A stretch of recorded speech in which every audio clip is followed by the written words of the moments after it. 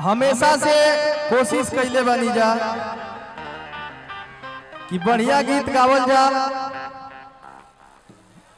अब बढ़िया के प्यार मिलल बड़ू के तरफ से, हमेशा जीवन हमनी के बढ़िया गावल जाए, तो यह आशीर्वाद प्यार बरकरार रहे।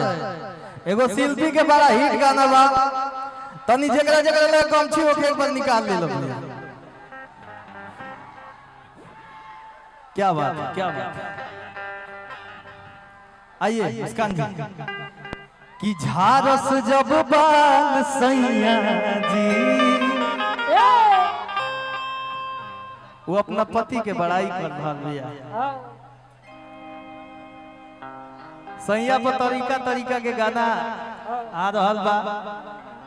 का तो सैया जी तारा के गोली मार के मुआ दे, तो सैया जी तारा के झाड़ू से मारे, चप्पल से मारे, बाकी वो औरतिया कहतिया कि लागस कमाल सैया जी,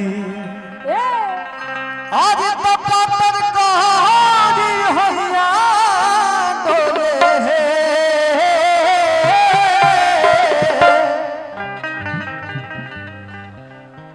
उठा आज पापर कहानी हैया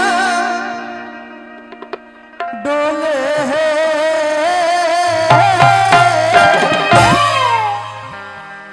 नदिया के बीच एक बार गमछा उड़ा दो,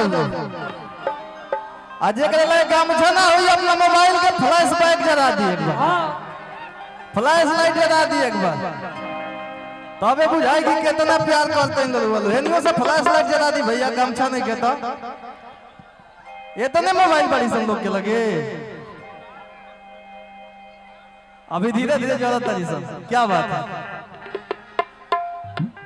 जहां जहां तक आवाज जरूरत है, एक बार भैया हमारा सम्मान खातिर हम क्या आशीर्वाद देवे खातिर एक बार फ्लैश लाइट जला दिले तो जगह लगे मोबाइल बा। क्या बात है, उन्हें पीछे से आवत तो तनी ऊपर उठाई।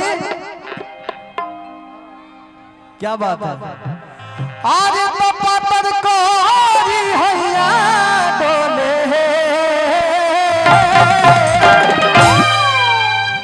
नदिया के बीच जैसे नैया डोले,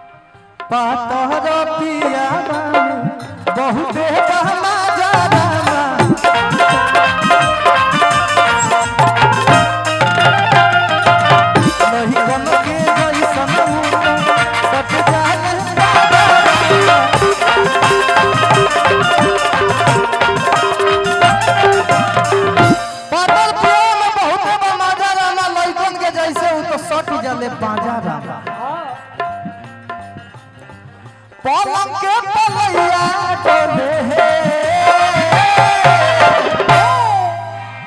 अरे पलंग के पलैया डोले है,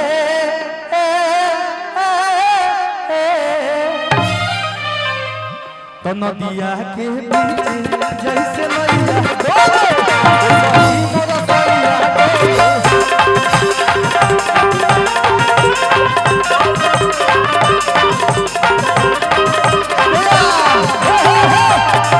नदिया के बीच जैसे नैया डोले, ओ सही मोरा सैया डोले, नदिया के बीच जैसे नैया डोले, ओ सही मोरा सैया डोले,